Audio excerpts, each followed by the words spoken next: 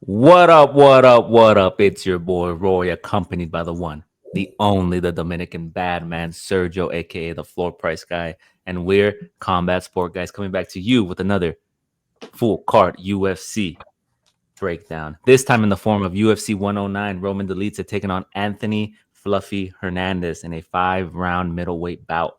But before we do that, let's go over last week and how well we did. We are hitting about our 5th week in a row where we give you plus money plays, plus money parlays, props, money lines. Before that, make sure you hit the like, hit the subscribe. How you doing, my man? I'm good, brother. But listen, I was talking shit because we both cook, but your boy over here, I had a Roy type of night, my man. I was just everything I Nah, threw we money nah, was getting hit, bro. Listen, two fights, not bad, right? Um, 10 out of 12, you hit 8 out of 12. I think the ones we were on the side, Magni versus Dos Santos, like we didn't bet on that one because we know yeah. how inconsistent both fighters are. And then what was the other fight? That we didn't bet on? No, that we both lost. That we both I'm trying to remember what un Rebecca. it was an underdog. Rebecca. Yes, Duncan. Like, bro, it's just we gotta stop fading that man. Because you know what That's it an is? interesting fight, right? Because it depends how you score. I did have Duncan winning based off of damage, right? Like damage and pressure, but 30-27, that was crazy, man. How do you not give the first round to Rebecca? Well, and the thing to really kind of hone in is like Rebecca knocked him down.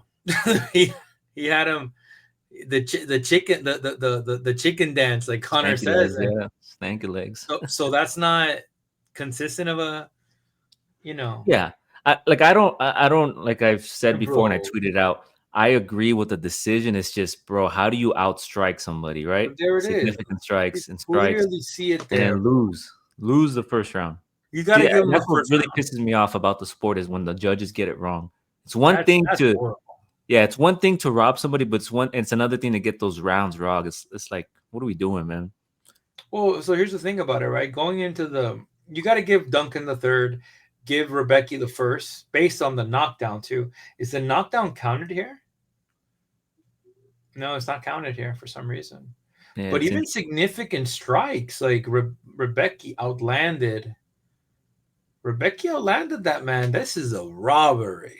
But No, I don't think it's a robbery. I think it's close decision, Mhm. and I've talked about this before, and we talked about this. A lot of what the judges' criteria is based on is damage, right? If you look like you're hurt, bleeding, they're gonna assume that the other person is damaging you, right? But some people cut easily, bro. Like on the forehead. Like think of Nate Diaz. Nate Diaz would get cut up with a jab. You think that man's hurt? Say robbery. I Right? shouldn't say robbery, but it should have gone to Rebecca. Honestly, like Yeah, it depends on how you see it. I mean, I yeah, don't. I think Duncan won the fight, but it could have gone other way. the The thirty damage, twenty seven is but crazy to it's me. just based off damage, right? Like Yeah, and then Tyra defeating Hyun Sun Park in the main event via submission was amazing. He's next in line, I would say, right? Or do you give him one more? uh, I mean, now that Royval lost, yeah, Or he's do you next in give him line. Moreno? Do you see him in Moreno? No, I think you know what would be a cool fight. Go to the UFC should do a UFC Japan card and do kind of like a Pride event where they Hmm. do the Pride ring, but do it in Japan. Put Asakura and put him if because I think Asakura versus Tim Elliott is up in the docket next, Yeah, and if the winner like just have them fight a little fun fight in Japan and just make it like bring back the pride just for fun, right? I think we need yeah, MMA fans need a little bit of fun. that'd be interesting. We'll see what they do with that. Overall, good card. Pulev getting it done.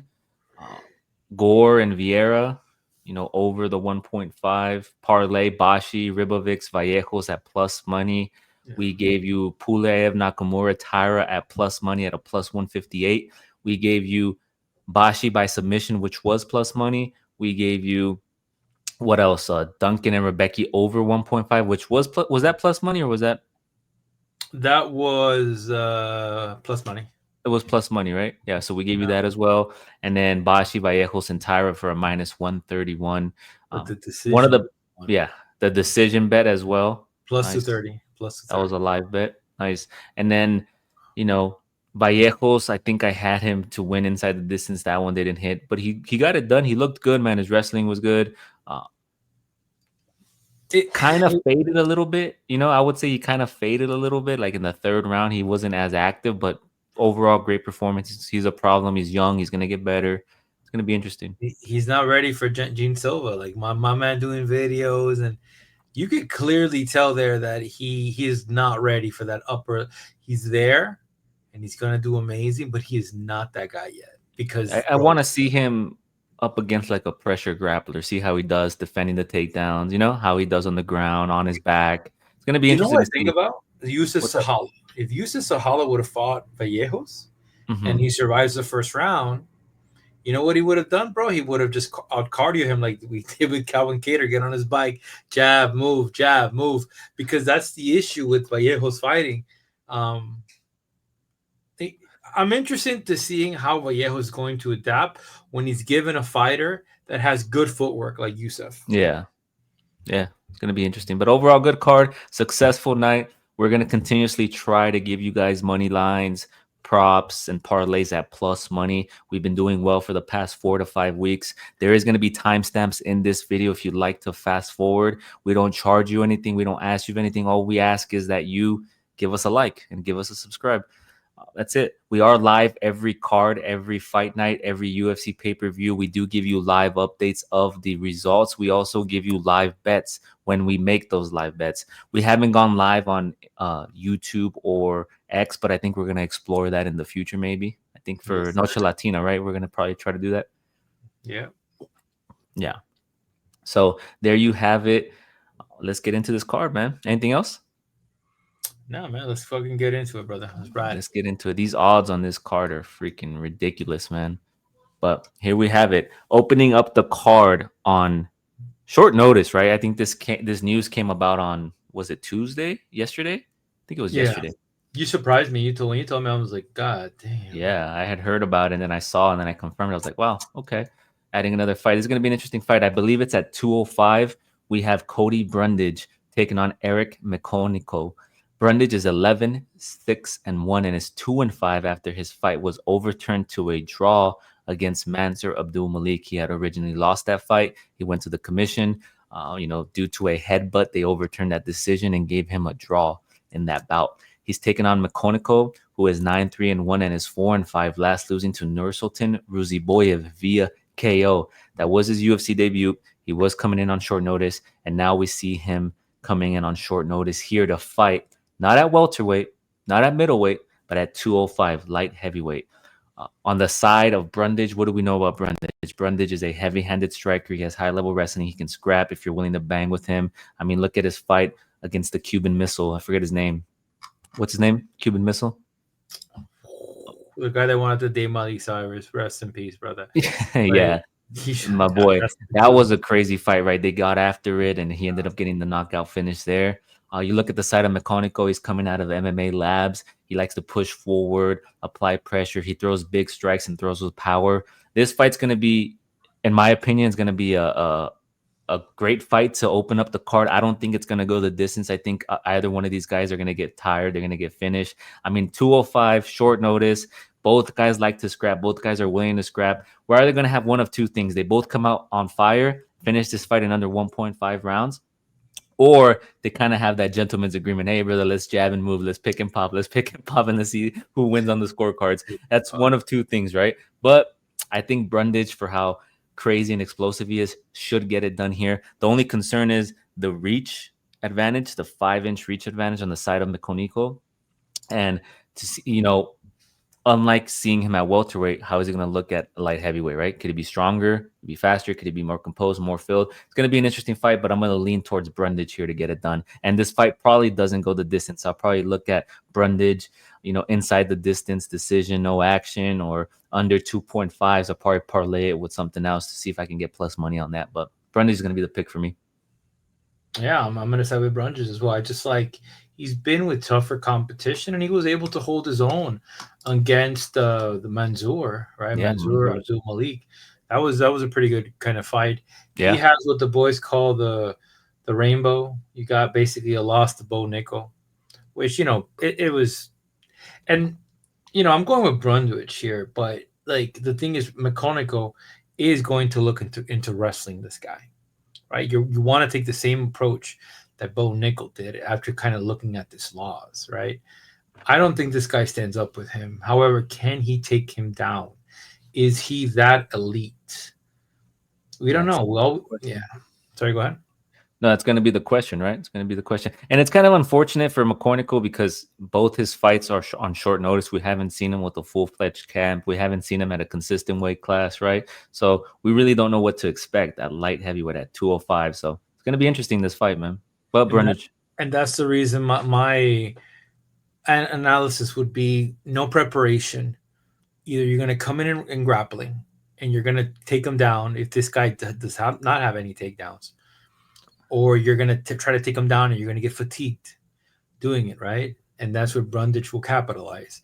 Like on the side of Brundage, he needs to make this fight chaotic, like Marquez. Yeah, the right? Marquez. But I think if Brundage comes from, I have to analyze a couple of more fights. I'm going to go with Brundage here, but I want to analyze how efficient is those takedowns. I want to see how crisp they are because he's just going to be shooting, and it's a light heavyweight. Like it's I don't know. We'll see. But I'm gonna start with Brundage here. Right on. To kick off the card, we're both siding with Brundage. We'll move on here to a women's flyweight bout. We have Gabriela Fernandes taking on Julia Stoliarenko. Fernandes is 10-3-0 and is 3-5 last, beating Kong Wang via submission. Stoliarenko is 11-8-1 and is 2-5 last, losing to Luana Carolina via KO. When you look at the side of Gabriela, she's primarily a striker who has decent technique and solid Brazilian jiu-jitsu. In her last fight against Wang, she hurt her, she dropped her, and then she secured the submission. A lot of people are going to look at that and be like, oh, she took her down, she worked the jiu-jitsu, she got the submission. No, that's not the case. She popped her, dropped her, capitalized, and then got the submission win. She's going up against Stoliarenko, who is a grappler. She throws decent kicks and looks to secure takedowns and controls you. Her striking isn't the best. Upper hand is going to be on Gabriela. She's a -400 up against the +310 in Stoliarenko. I think Fernandes should be the pick here. Her jiu-jitsu is good enough on the ground when she's on her back to scramble. She should be able to defend takedowns, and she's the better striker of the two. I think she should be able to find the chin and kind of exploit that, right? I don't want to talk about Chelsea Chandler, bro, but she got to finish against Chelsea Chandler. That doesn't really mean much. Chelsea Chandler has not performed the way she should have performed in the UFC. Now, Molly McMahon, it's interesting because you could say she was on her way out, right? She got some interesting fights given to her, right? Against Gabrielle Fernandez.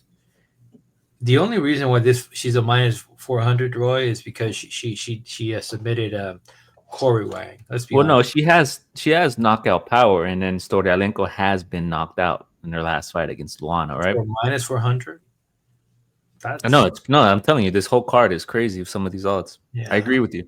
It should be closer because Stoliarenko can get in the clinch. She should secure some trips, get some takedowns, put her up against the fence. It's highly possible, but Gabriela should get it done. I mean, you never know with women's MMA, man. I'm going to go with Gabriela. I'm going to go with Gabriela, but I will go over 1.5. Right on? Over 1.5 rounds? Get at a -155. Okay, so they're assuming it's going to go over 1.5. Yeah. Right on?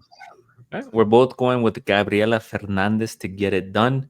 Next up, we have Uros Medic taking on Gilbert Urbina in a men's welterweight bout.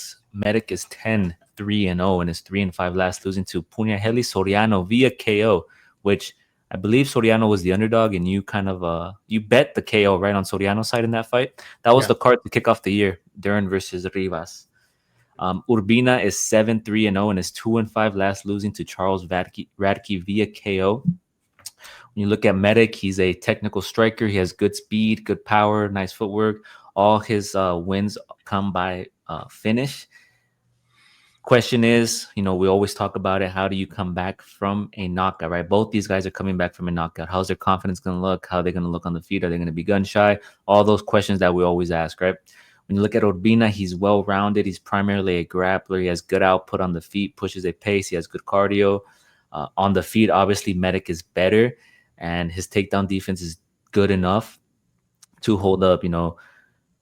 When you look at Medic versus Orobai was able to take him down multiple times, but I don't think Urbina is the caliber of grappler like Orobai, right? To secure multiple. He might get a takedown or two, but I don't think he's going to get multiple takedowns like Orobai had.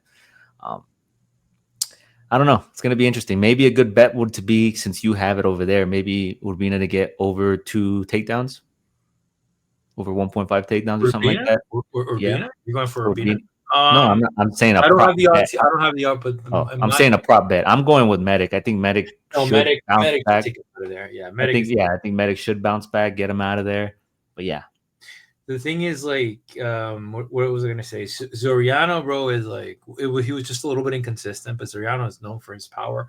Urbina does not have power. He has a left KO. Like, I'm looking at Urbina the knockout, and I think Medic stunned him, and that's what I personally predicted. He was going to stun him, and if I'm not mistaken, this was like in the first round, right? It was like in around. I don't remember the round, but yeah, he did knock him out with an overhand. Yeah, Right? 31 seconds in the first round. So that's I said this guy's going to come in, he's going to blitz him. I think Medic recovers from here. Medic has fought, tougher opposition to an extent. Yeah, I'm going to go with Medic. We're both going with Medic to get it done. But what are the odds for this one? Another one where it's minus 350 plus 285. It's minus 460 Medic. Like, it's just all like. And then for the people listening or the people out there, just please, for the love of God, don't put every heavy favorite in a parlay for a minus 200 or minus 100. I promise you, it's probably not going to hit when you do those 5-leg parlays with the heavy favorites. Just be smart, do 2 or 3, 2 or 3 of your most confident ones, maybe add a prop in there, and then just take it easy. Because I hate seeing when everybody puts these 6-7 leg parlays and they don't hit with every big favorite because somebody sells it. But we're both going with Urbina to get it done, right? Yes, sir. Next up, we have a women's bantamweight bout. We have Jocelyn Edwards taking on Priscilla Cachoeira. Edwards is 15-6-0 and is 3-5 last, beating Chelsea Chandler via KO. Cachoeira is 13-6-0 and is 3-5 last, beating Josiane Nunez via KO. Edwards, when you look at her, she has good kickboxing, good range management, and utilizes the kicks well. Her grappling has improved, and she has the upside, right? She has 3 submission wins. She's coming off of 2, I believe, submission wins. Correct me if I'm wrong. Against Tamaris Vidal and then up against Chelsea Chandler, right? KO. KO. Oh, KO. She had the KO, right? Chandler. Yeah. Her jiu-jitsu is opportunistic, especially in late rounds. She's going up against Cachoeira, who's the small, stocky, like individual who likes to move forward. She recently moved up from flyweight to bantamweight. She throws heavy strikes. She doesn't have the best technique, but she pushes forward and engages in a scrap. She does struggle on the ground, and we saw that right in her fight prior to the Nunez fight. She does have poor striking defense. I think for Nunez to be successful, for Edwards to be successful here, she can't engage in a fist fight. She can't engage in a brawl. Just, manage the range. She's going to be the bigger girl, right? How many times have we seen Edwards fight and be like, damn, she looks thick. She looks big, bro. Like, she got some big legs. I think she's going to have to manage the range, secure the takedown, take away that striking prowess, and get it done here. I like Edwards in this spot. I'm pretty confident that Edwards gets it done. I've liked the evolution of Edwards throughout these last 2 fights. Yeah. Now, the fight with Perez, there was a little bit of emotion there kicking in. Also, Perez just took her down, right? Mm-hmm. Like, Perez didn't strike, just took her down. You're dealing with somebody with Priscilla Cachoeira, where she's basically known for the girl that got beat up by Valentina Shevchenko. That's what she's known for, right? Like, Valentina landed like a bunch of different fights. That being said, that was at 125. She was a massive underdog. She beat Josiane Nunez, but let's face it, like this would be her kind of tough, one of her toughest competition at bantamweight. The thing that I like here is that she did fight very tough girls with Maverick and what was I gonna say, Jazz, and but those girls are good on the ground, right? And that's where she struggles, man. Jasmine, Maverick. She had the upper hand against Nunez because they both kind of have, stylistically, they're kind of the same, right? Yeah, and this is gonna be a very interesting fight. Like minus 340. I'm gonna go with Edwards here, but like I don't. Edwards, you think Edwards gets the sub? What's the sub prop? Um, let me see. Let me see. I think that's something I'm going to explore. Telling you now, maybe Edwards by sub. Well, you could do this. You could do Edward by sub, and you could do Priscilla Cachoeira by points at a plus 185. But if you just do the sub, will this fight go the distance? No, plus 125. Looking for the sub right now. Super Santa to win. Where's just give me the sub? Whoa. It's crazy. They have so many like options here, but they don't give you a single. All right, well, we'll figure it out. Maybe inside the distance, maybe sub, maybe not go to decision. We'll see which one looks enticing. But we're both going with Edwards to get it done. Pretty confident Edwards should get it done. As long as she maintains her technique, the range, closes the distance effectively, secures that takedown, she can't get into a scrap with Cachoeira because she has that nice overhand right. She could knock her out, but we'll see. Move on here to a men's bantamweight bout. Elijah Smith returning to the octagon. He's taking on Toshomi Kazama. Smith is 8-1-0 and is 5-5 last, beating Vince Morales via unanimous decision. I believe that was his UFC debut. Kazama's 11-4-0 and is 2-5 last, beating Charlampas Gregorio via submission. When you look at Elijah Smith, he has good striking and grappling. I was concerned about his gas tank last time out as he looked tired. He also looked tired in the Contender Series loss, right? Against Vince Morales, he looked good. He scrambled well. His striking looked technical. His offensive grappling was good. He's young and is improving. I remember watching that fight and then leaving with the impression that this kid is raw. He's going to improve. He has a lot of tangibles that he can capitalize on and improve on. And I'm excited to see him grow within this sport and organization. I think Elijah Smith is a prospect. He even had Vince Morales cut up and hurt pretty badly. Kazama is a grappler. His takedown defense isn't the best, but once on the ground, he works well. And he has a solid BJJ. He looks for submissions. His striking isn't the most technical, but he's willing to engage and utilize it to set up his takedown defense. I think Smith is, the better overall fighter. I think this is a good spot for Smith to get it done. I do agree. Minus 515, I think he should get it done. Well, the odds have increased him to a minus 700 here. Yeah, see? I'm going to go with Smith. Smith is the prospect here. Getting trained by his dad, that he's been in the tough couple of tough seasons.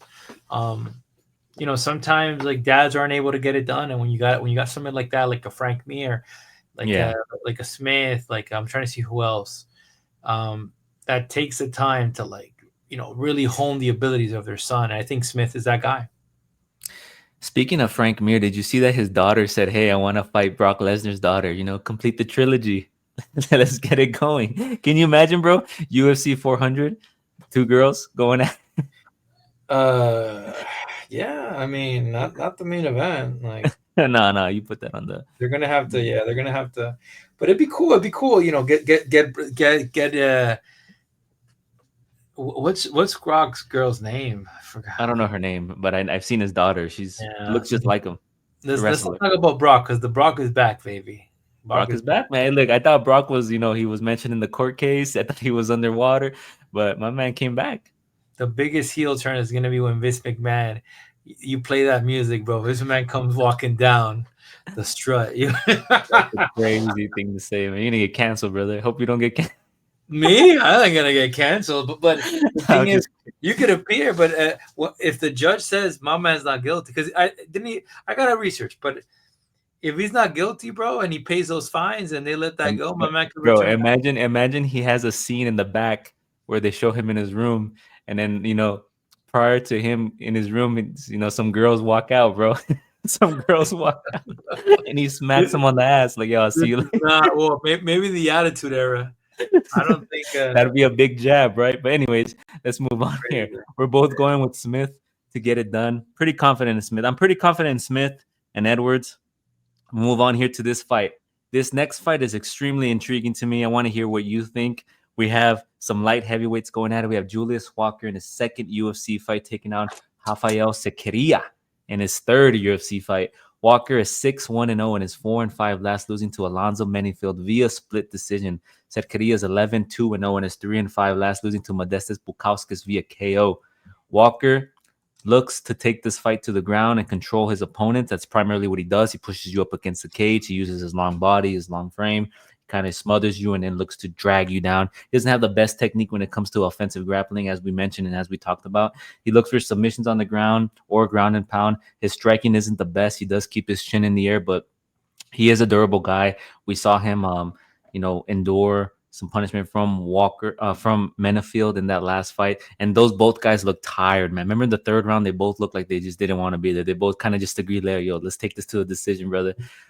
When you look at Cerqueria, he does have 2 KO losses in the UFC. He lost to Ibo Aslan at UFC 308 and then to Modestes Bukaskis. He's primarily a striker with a Muay Thai and karate background. The issue with him, and I've talked about this every time we broke him down, is that we haven't seen him tested really in terms of going the distance, right? Managing grapplers, how's his endurance look, how's his cardio look. There's a lot of unknowns surrounding him. I think I'm going to go with Walker here because his ability to push him up against the cage, utilize his grappling, drag this out, and, win on the scorecards. Or, this could be a spot where Cerqueria just shows us why he was 11-0 and came into the UFC, right? And gets a knockout. But I think Walker gets it done here, man. Walker taking Alonzo Menafield to a decision, losing via split decision. Very raw. I believe he's been fighting for how long? I think for was it 2 years, 3 years he's been fighting? He hasn't been in MMA that long, so he's improving. He's getting better. He has a full camp this time out. I think he should get it done. I'm going to go with Walker. Probably going to stay away from this fight because anything can happen. Cerqueria could just come out of the woodwork and just starch him, but I go with Walker. Yeah, and I'm having difficulty in thinking about that. I mean, Cerqueria has let me down a couple different times. Yeah, I think you picked them both times, right? Both times, bro. I've been waiting for my man to show up to the party, bro. It's my man. I've been that guy, with what do you call it, with the tequila? Like, Cerqueria coming? Is he coming? You're like me with Swoza, bro. I keep picking Swoza. She keeps letting me down, bro. It's insane. But I'll say this, champ. I don't like these odds. I just these odds are crazy, bro. These odds are like I think these odds are like this because in his debut, short notice, he took Menafield, who's a veteran, to a split decision, whereas Cerqueria has been knocked out twice, right? So they're kind of banking on the decision. Oh, he's going to take him down. He's going to drag it out. He might get the finish, but I don't know. These odds are crazy. I told you. I'm going to continue to say that throughout this card. Yeah, sorry. But I'm going to go with Walker, too. I don't think Cerqueria gets it done. I think he's going to be a little bit too big. And so, Cerqueria, it's not, he hasn't been really tested to go to the distance either. Walker has. You got to, when they put him against Menafield blasted him, and Walker was tired. That was a shit show. That was a sloppy. I will go under 1.5. You're gonna go under 1.5. I think this is gonna be an interesting fight to see how after the first round, if it makes it past the first round, the live betting to see how it is going to a decision, because I might be intrigued in maybe Menafield by decision, right? Maybe Walker. I'm not Menafield. I'm sorry. Maybe Walker by decision. I apologize. Well, the decision is. Sorry for saying over 2.5 is 425, and the decision is plus 600. It's gonna be interesting, man. I think that's a nice spot to make some money, man. Because look at Walker's record, right? Let's see. Let's dissect this real quick. His last fights. Obviously, Walker. Ground and pound, triangle on bar, tap out strikes, rear naked choke. Damn, he's finished a lot of his opponents, man. Why? Okay, the loss of Menafield, which is a split decision. And Menafield's tough, man. Menafield's tough. And Cerqueria, let's see. Cerqueria. See, that's the thing, though. We don't know how good Cerqueria could be on the ground, right? If he gets taken down. What's his jiu-jitsu look like? But isn't Walker good? Like, has good grappling though. He has good grappling, yeah. That's where it's gonna be intriguing. Yeah, I think the under 1.5. I don't know. We'll see. The under 1.5 to minus 250. Like, yeah. Like, these guys are big, and maybe you got a situation because Cerqueria has been knocked out 2 different times. So is my guy going to be a little bit of gun shy? Right? Because the fighter that typically gets knocked out, if he's going to come back and win it, it's not by stunning performance. If the data has shown us that, is that they'll drag it off, they'll go to a decision to get back I their confidence. I think this is a like a fight to determine whether Cerqueria gets cut or not, right? Because his first two fights they give him power punchers. Now he's going up against an individual who grapples, who has his chin in the air, poor striking defense. Like, show them something, right? Show them something. If he loses here, he does get cut, I think. The under 1.5 minus 250, but like Right you on. could also go, over for a plus 185 too. So Over if plus you're one. banking on the fact that Walker is going to straight up grapple this dude. And as of now, that is our featured prelim. We'll move on to the main card. We're both picking Julius Walker to beat Rafael Cerqueria. Next up, kicking off the main card, we have some middleweights going at it. We have Eric Yaboy Anders taking on Christian Leroy Duncan. Anders is 17-8-0 and is 3-5 last beating Chris Weidman via KO.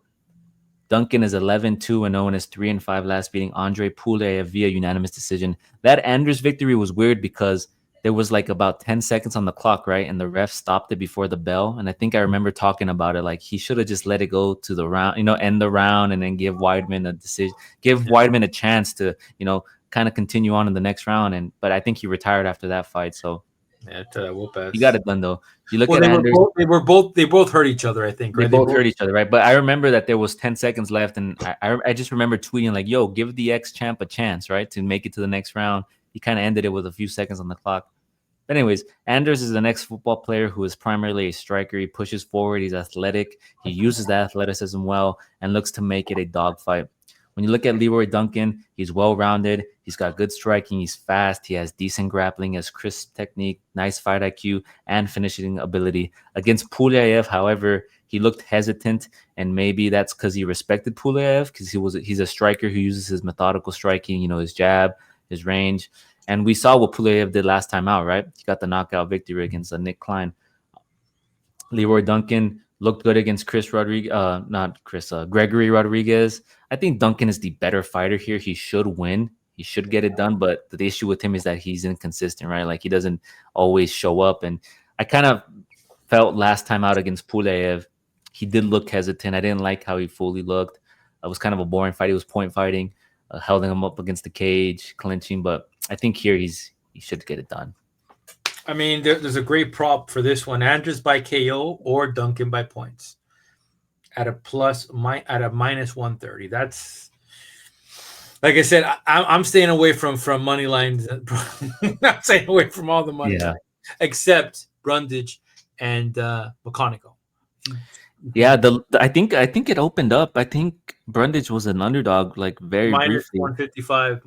Now it's minus 155. The issue with Brundage, well, we already talked about it.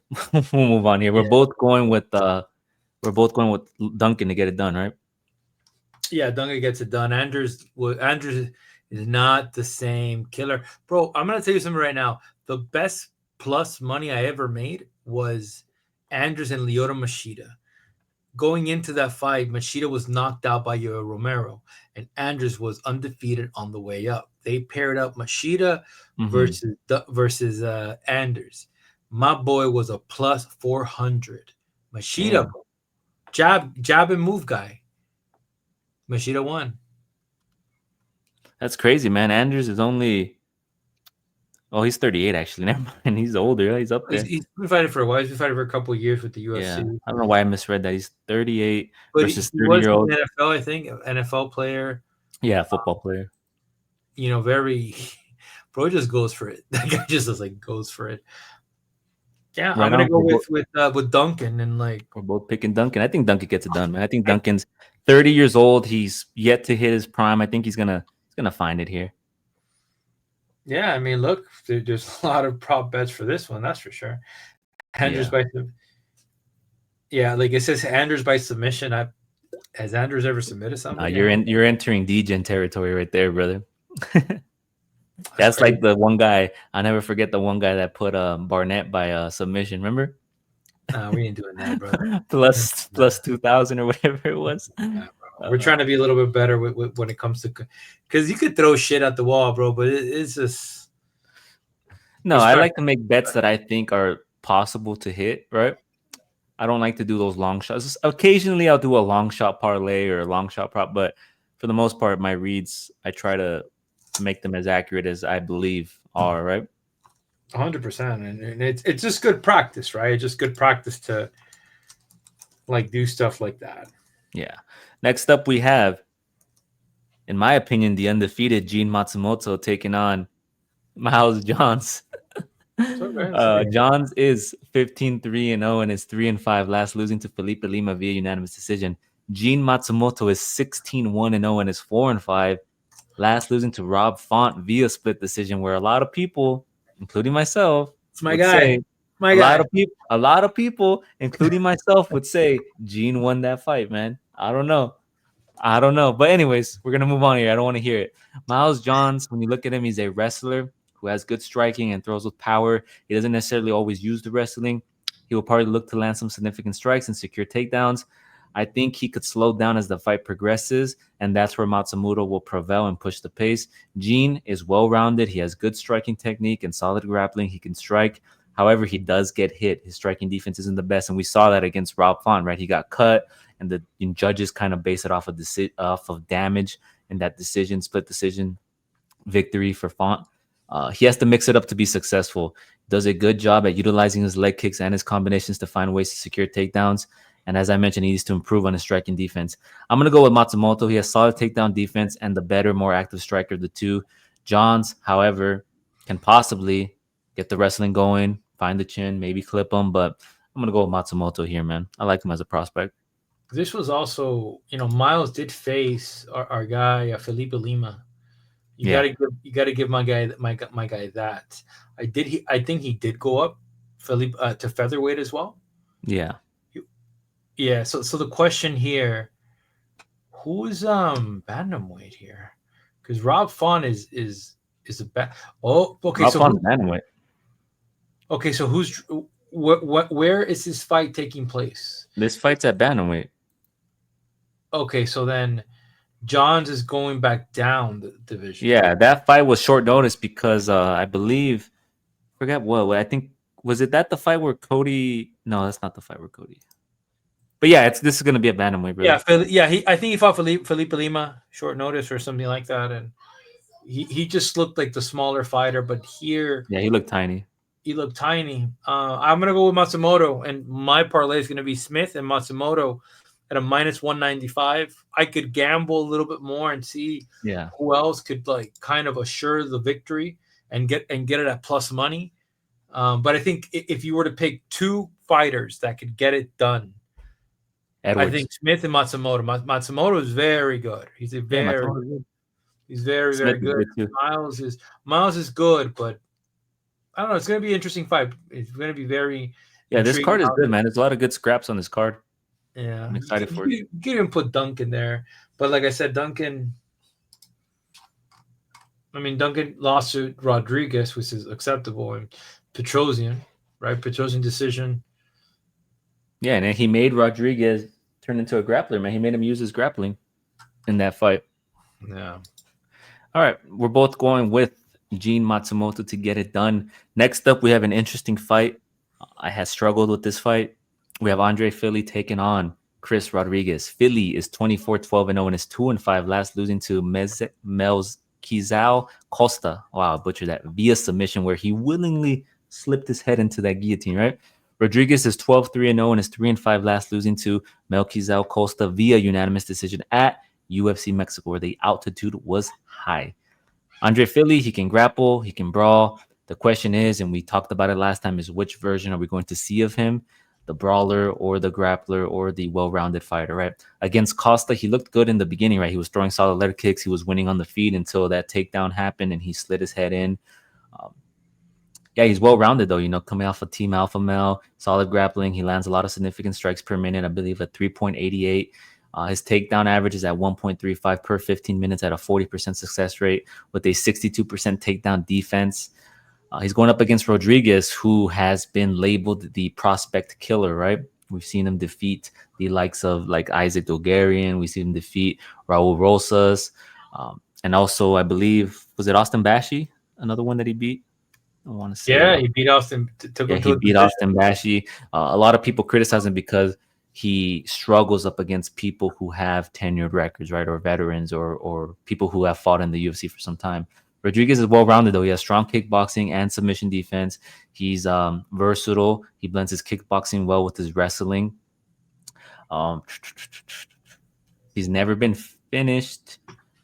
In terms of being KO'd, he has been submitted, I believe. But Christian Rodriguez, this fight is at featherweight, right? A lot of people think he's undersized for featherweight, right? But I think here up against Andre Fili, he's gonna have to push the pace, you know, push him up against the cage, get those takedowns, and hold them, right? Control them. Andre Fili, despite looking good in the first round, if he maintains his distance, utilizes his kicks well, not let Rodriguez close the distance, apply that pressure, push that pace, he could get it done here. But for me, Andre Fili, a lot of people like him as a dog here, but I just think he's too inconsistent. And I think Rodriguez, people chirping that he can only be prospects is going to get to him. I think he can get it done here, man. I think Rodriguez should get it done via grappling. Yeah, and I do want to lean towards Rodriguez, and I really want to lean towards him. I'm not gonna lie to you. I'm just kind of thinking about Fili, maybe Fili, because Philly's very on and off. The one thing is that these numbers won't show you is that in the past 1, 2, 3, 4, 5, 6, 7, 8, 9, 10, in the last 10 fights, Fili has only won 3 times. That's and we got he's fought Brito, Shapiro, Wood, Ige, like Costa, very tough fighters. Split decision against Cub Swanson, right? Like, Yeah.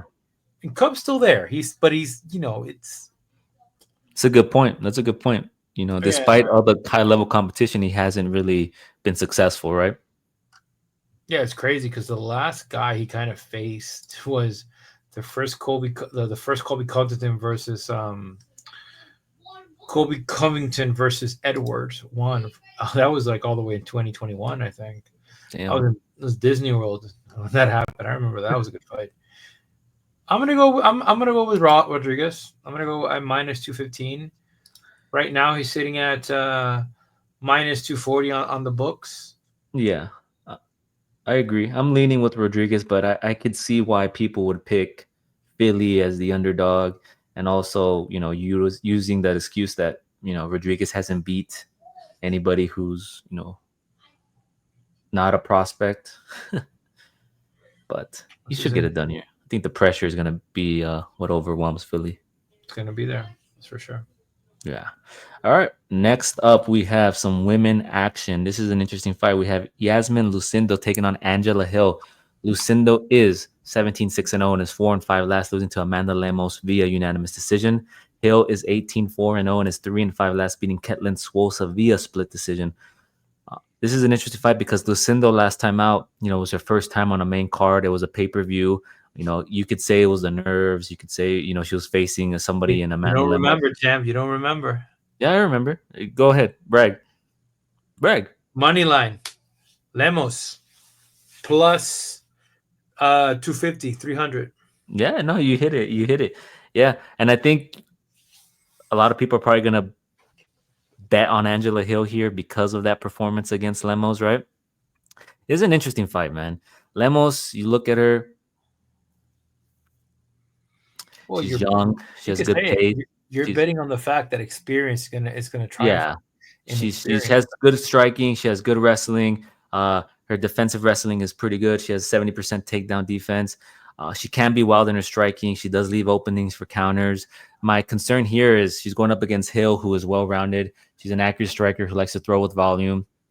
If Hill, utilizes her footwork, gets on her bike, does not allow Lucindo to close the distance, push her up against the cage, right? Kind of just keeps the footwork moving. I think Hill can get it done on the scorecards here. We've seen her do it before, but she's 40 years old, man. Like, how much more does she have in her, right? Ketlin Swosa, that fight was close. That was a close fight. Depending on how you give it, It Sosa could should have have won gone. that fight. Sosa should Yeah, have won that. Souza should. I had Souza winning that fight. And that's Should being have won that. unbiased, but they gave it to Hill. I think she broke a record too with that fight, right? Like most decision victory or something like that. But here, I think Yasmin Lucindo left that fight against Amanda Lemos better, right? I think she's gonna have a sense of urgency. She's at the apex. It's a fight night. No crowd. She's probably gonna be more composed, less nervous. I think she could get some secure some takedowns. I think she can get it done here, man. Yeah, and look, I'm betting on Lucindo to maybe f up again. That's a straight up. Yeah, I mean, listen, Hill, what are the odds at a plus 200? Is she? Yeah, she's Yeah, I mean, starting if out you want to minus be, five. I think Hill. I think the Hill by decision is live. If you want to bet that route, if you think that she can win on the scorecards, Well, let's see what it says here. I mean, the over. Oh my god, the over is minus 700. The over is minus 700. Hill, man, Hill. The decision is, what's the decision here? Minus. Where's the decision? Minus 500, which you stay away from that. I think it's a prop bet here. You're looking at what's the I think points? it's a money line. If you're confident in Hill, I think money line plus Well, money is the well, best you bet. just always like Lucindo could submit her, and Angela Hill by point at a plus 145. I think there's more value there to an extent. Like considering what do we got over here? Yeah, I mean she submitted Viana by arm triangle, but then she's gone to decision with her. This is gonna be tricky, man. This is a I tricky don't one. think. I don't think. I don't think she's submitting Angela Hill. She has good jiu-jitsu, man, and she hasn't been submitted in fucking since 2018, bro. Yeah, but 2019. women's at 40 Yeah. is not up and coming. So you are betting on the inexperience factor to kick in and for her to kind of flop a little bit, and I think Lucinda was just nervous, man. I think the crowd, pay-per-view event, she was on the main card up against Lemos, who's a durable veteran, right? I think it was just nerves that got the best of her. I think me personally, I would imagine that she left that fight better. She's gonna have more urgency here. Or maybe she's a bust. Who knows? We'll find out. We'll find out. find out. We'll find out. So you're gonna go with Hill? I'm gonna Lucindo. You go with Lucinda? We have the same odds. Like I just don't want to take risk on Hill. Hill has not looked, um, even in her last fight. Like it's just she. If her last fight was dominant, it'd be like a good dog, right? Like, okay, she still got it, but it was a close decision that probably should have gone to Souza. Yeah, and you're banking on the fact that Lucindo is a can too, right? Like she's a. What the boys are gonna say that she's gonna expose her, right? And I think she gets on if she doesn't know how to handle the footwork, well, she might not. She might not be ready for that footwork, champ. We'll That's the find other out, man. thing too. Yeah, that's the other. Like Max Holloway says, tune in Saturday. We're gonna find out. Yeah, I love saying that. mm, Right on. We're both going with Lucinda. We'll move on here to a co-main event that was put together short notice. This is not at flyweight. This is going to be at bantamweight. They both agreed to fight at 135. We got Steve Erceg taking on Ode Osbourne. He was originally supposed to take on Hyun Sun Park, but then Albazi pulled out. They maneuvered some things. They shifted some things. In comes in Ode Osbourne for the co-main event. Erceg is 12, 4-0, and is 2-5, last losing to Brandon Moreno via unanimous decision. Osbourne is 13, 8-0, and is 2-5, last beating Luis Gurro via KO. Erceg is well-rounded. He has crisp striking and decent grappling ability with multiple wins via submission. My question for him is, how's his confidence looking? He's on a 3-fight losing streak, right? mhm. After fighting for the title. What? Oh yeah, sorry, yes. Sorry. Yeah, Erceg has lost three in a row. He lost to Kai Kara France. He lost to Pantoja. He lost to Moreno, right? So how's his mindset? How's his confidence look? He's got to be thinking like, man, was it all a fluke, or do I, because he got the title shot after knocking out Matt Schnell, right? So it's interesting, right? So I want to see, where his mindset's at, where his confidence is at. He's going up against Ode Osbourne, who's coming in on short notice after Park pulled out. Ode Osbourne was on a 3-fight skid due to his poor takedown defense, but he got it done last time out against Grow. He got the KO, which I I think you bet on the KO, right? And the money line. So yeah, you got 2+ money odds there that we provided to you on X for free. Make sure you tap into the X, hit the like, hit the subscribe. We're giving you plus money. Last time out, he has that southpaw stance. He has nice striking, some power, and utilizes his length well. Erceg here, Erceg has had a camp, right? He was preparing to fight Hyun Sung Park, who is a grappler.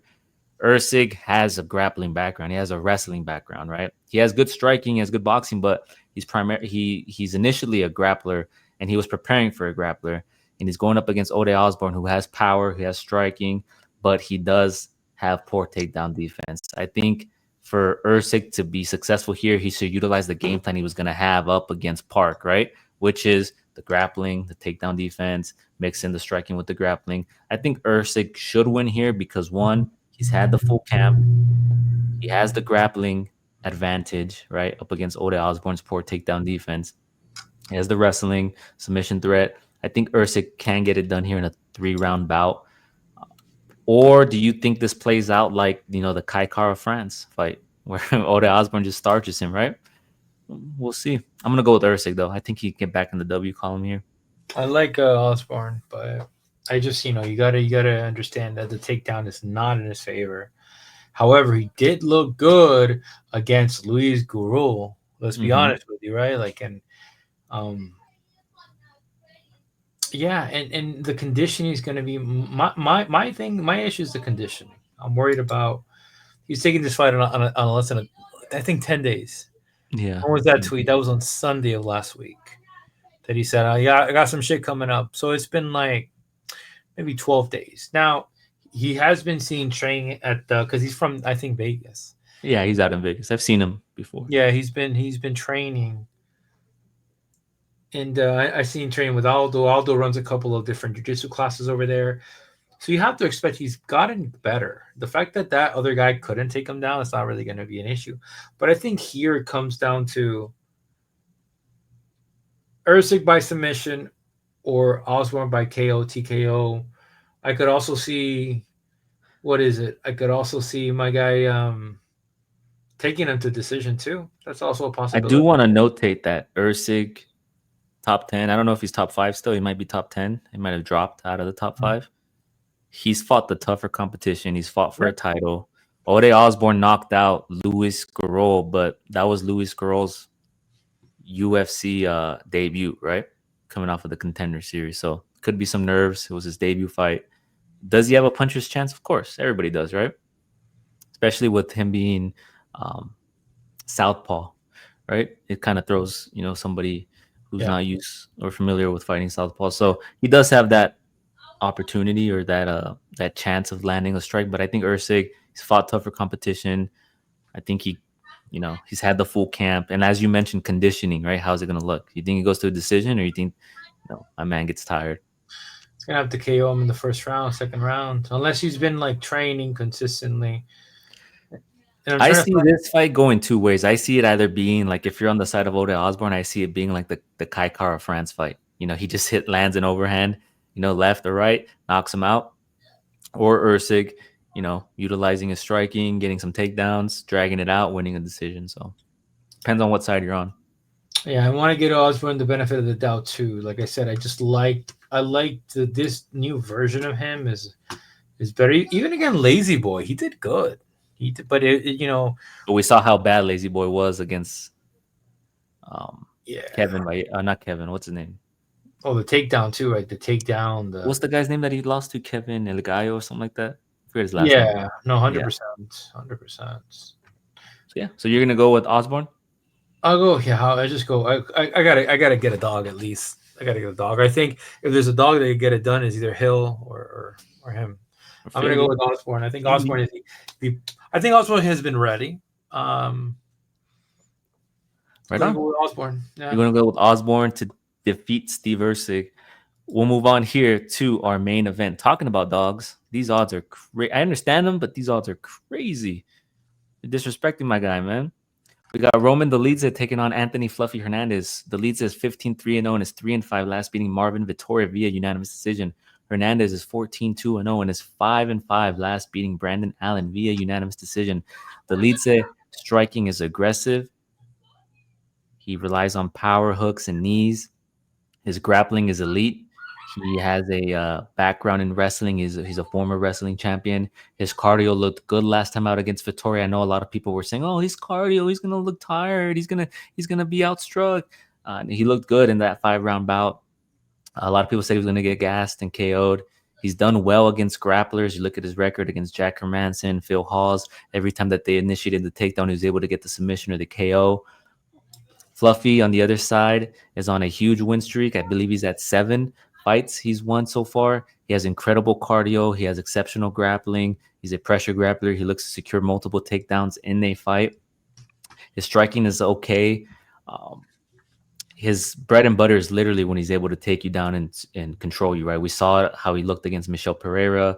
We saw how he looked against Brendan Allen. But if you look at the Brendan Allen fight, like when he's fought grapplers like Brendan Allen or Rodolfo Vieira, they have had him in positions that were kind of questionable, right? They had scrambling abilities. So when he fights against these grapplers and wrestlers, they're able to get into positions of dominance against them. And I think we haven't seen Dolidze utilize his grappling a lot, so we don't know how good he really is, right? Especially going against Anthony Hernandez. I think this fight is going to be interesting in the sense that, is it primarily a grappling match, or does Hernandez have struggles taking him down and then it turns into a striking fight, right?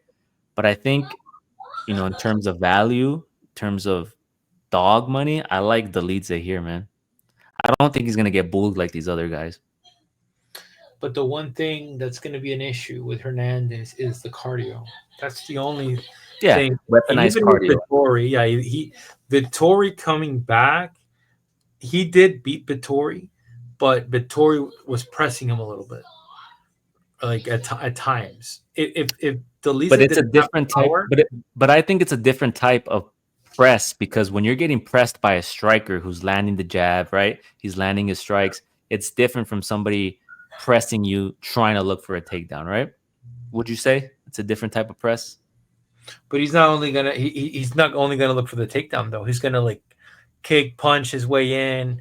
Mm-hmm. Like he's really gonna go after it though. Now, if it was just that, I agree with you. That's not the way to win. This is a very intriguing fight. Like there's a lot of possibilities here. I mean, look, we got the common opponent. It's Kevin Holland, and this sucks because that was Hernandez's last loss in 2020. Like, you feel me? Part of that, yeah. Dolidze has put a winning streak together. He was dominating Kevin.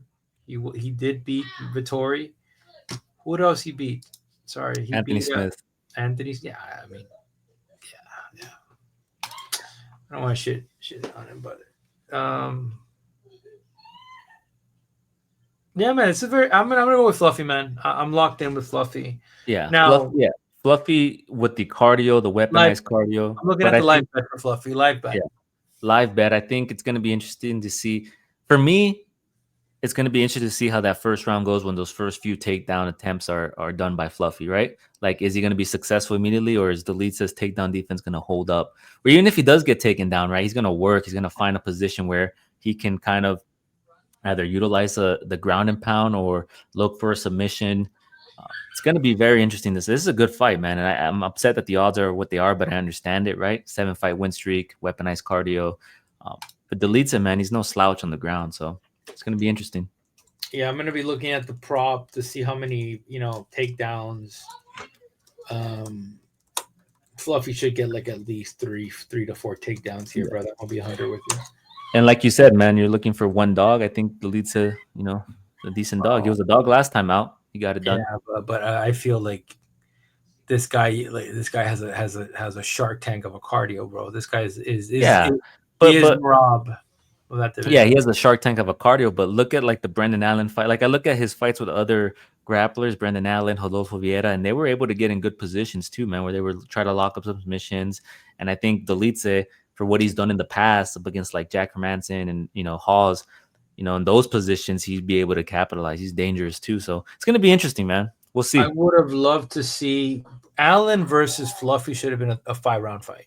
I thought that was when it was originally scheduled. It was supposed to be a main event, or we thought it was going to be a main event, and it wasn't. It was a 3-round fight, which And is remember, Allen hurt him on the feet, right? I think Allen hurt him with a couple strikes on the feet. I think he clocked him a couple times and had him wobbled. good. Allen is surprisingly good on the But what feet. I'm trying to say is he hurt him on the feet. So would you say Allen has more power than Dolidze? I think He has no, more technique, I would say. He utilizes kicks yeah, and stuff. But is he stronger? Is he he's more powerful? craftier. I would say Allen is craftier. Yeah. Has a little bit of a spontaneous. The lead has that. I think the lead is more predictable, but you're dealing with a fighter with more power. So that's what I'm saying. Like it's a good fight, man. It's a good fight. It is a And good fight. it can go either way, but I'm gonna pick Dolidze, but I'm gonna be rooting for both of them.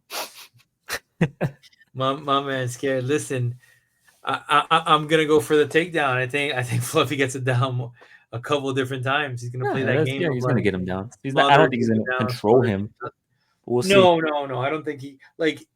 It'd be crazy to get that guy on the first round, and unless you hit him, unless you kind of hurt him, you cut him, you start to kind of put pressure on him. This is a good fight because both these guys, whoever wins, is up there, man. To fight, Kamzat when he wins the. I mean, to fight the winner of Hamzat and DDP. Fluffy is closer. This is why this fight is like you pit them both together. I think Fluffy has what do you call it? Pereira, where he KO'd that man. Yeah, but Pereira hasn't been looking good, man. Remember a boost? How did he look against a boost? That man looked like he had a parlay on himself, bro. He had a parlay on himself. I'm dead. I am dead. I'm looking at Market Perez. Like he really switched it up after he defeated Kevin Holland, beat him in 2020. He really stepped it up, and he like literally put a good run together. Yeah, but all right. So we're on opposite sides here. You're gonna go with Fluffy. I'm gonna go with It's a banger of a card though. This is a good fight, man. I'm excited for this card. Like both these Apex cards, Vegas 108 and Vegas 109 are they're good cards, man. I'm excited for some of these fights. I don't understand people on X. They're so negative, man. Every time an Apex card, bro, people on X are weird. Every time there's an Apex card, it's like, oh, this card is ass. Why do they have this fighter in the Apex? And then the fighter ends up having a great fight. They're like, oh man, Isn't it smarter to stay at home and develop fighters, like develop contenders, like because I understand it's just like they want to go across, but it's just more money. Like it really is more money. And now that I think the biggest issue is that because you're dealing with the merger of the WWE, you have also slap fighting. When you have these places going far away, if you can't get them together, which if you look at a couple different fights, like they've had UFC cards and then they have a WWE card and then they have a power slap card. It's a big expense. Yeah, I like the Apex. I like it. Too. I don't mind them. I like it. I think it's genius too. Like it really is. Like the way they set that up and just stay there. I think doing more house shows, more live shows, like not pay-per-view, but doing more shows with crowds. Like I think about UFC Seattle, how electric that crowd was, right? UFC Mexico, like doing more shows like that but they're also trying to the Apex contenders too, right? You can't take really like a card like this would sell, but it's not crazy explosive. Let's be honest with each other. Unless you're an MMA fan, like this is a good card for like if you follow the sport, the fighters, how important it is to some of the divisions. Yeah, they're going to Shanghai. Going back to Hernandez's record, like eliminating the Allen and Vieira fight, like who are both grapplers, right? He beat Michel Pereira, who's a striker, right? Roman Kopylov, who's a kickboxer. Edmund Shabazian, who's a boxer, Golden Boy.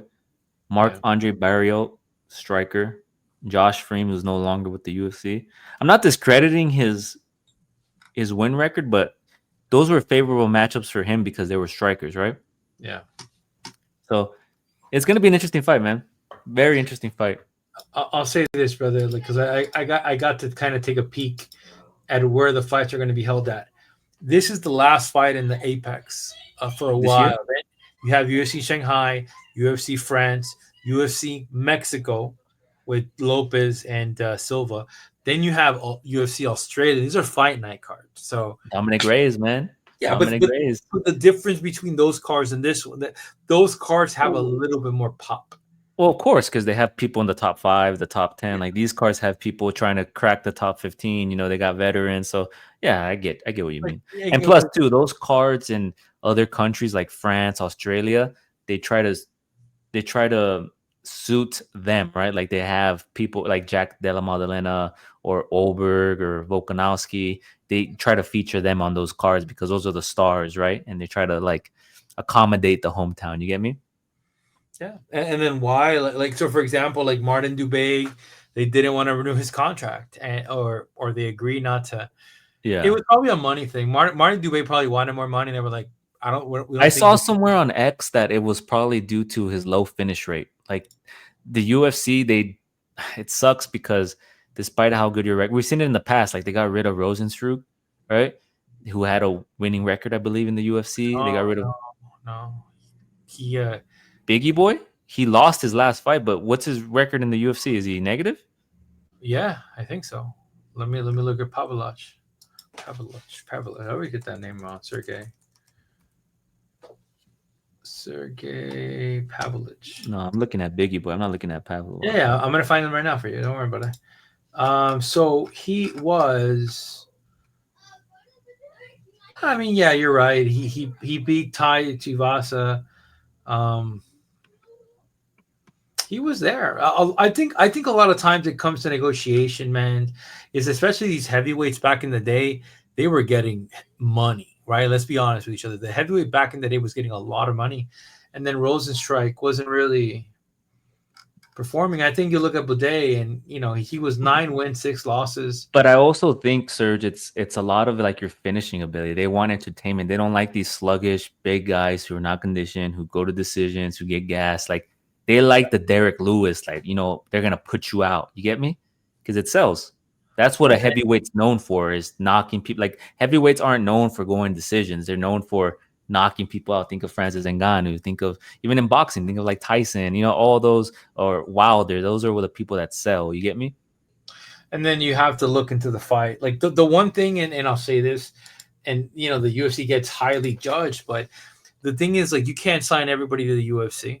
Like you can't have 1,000 fighters, because the way the UFC does things now, it's basically, look, we have X amount of shows a year, and they will calculate, we want to get 2 to 3 fights per fighter every year. And then when you don't have that consistency, that's when, a fighter gets injured, Roy, you bring somebody else. But then you also have to account for the contender series, right? But they also have a lot of fighters that they favor, that they give Yeah, always, favorable brother. matchups, that they give, Always. that they Well, want to, like the UFC as an organization has fighters that they want to build up, like that they give them favorable matchups, whereas they have fighters that are talented, they're well-rounded, but they don't sell because, one, they don't speak English, two, they're not as engaging on social media, they're not a draw. Like there's yeah. all these other factors, right?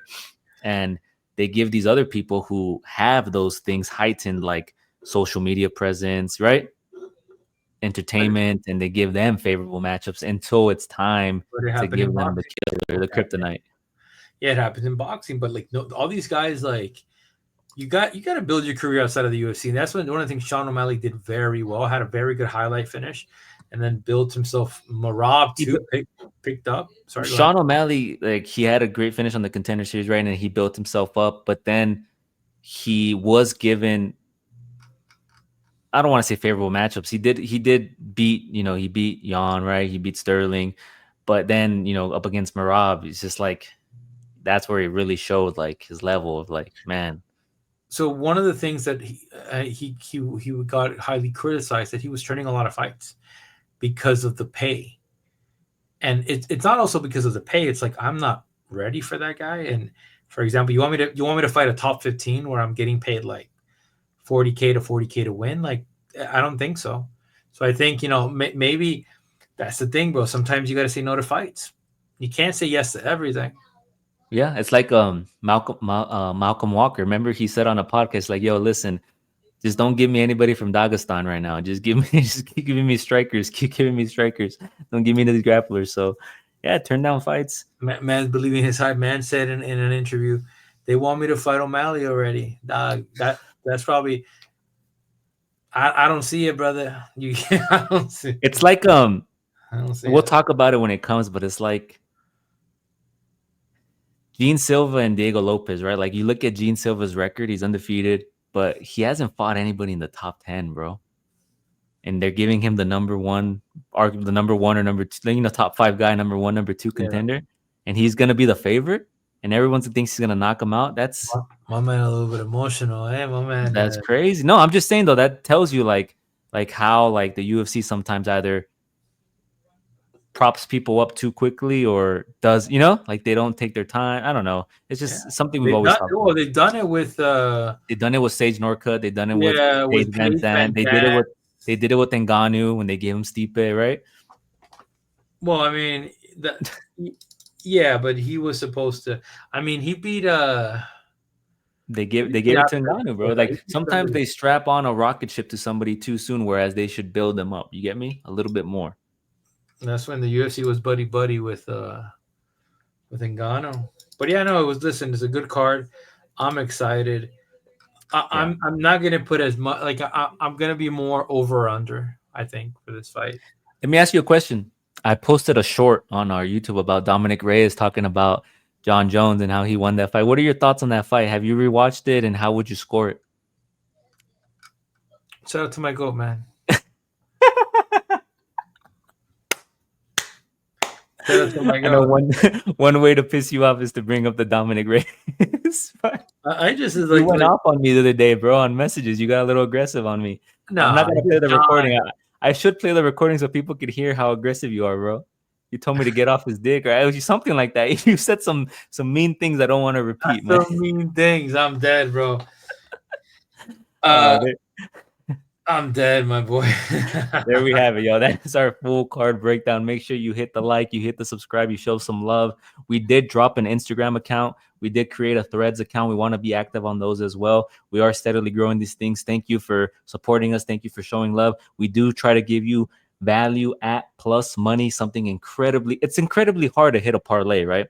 A 3-leg parlay with favorites is hard to hit, but hitting a parlay at plus money and doing it week after week, like how we've been doing it, Yeah. I'm pretty proud of that. So there you have it. Any parting words, my man? Take her home, baby. Let's take her home, man. Love what you love. Do what you do. Peace.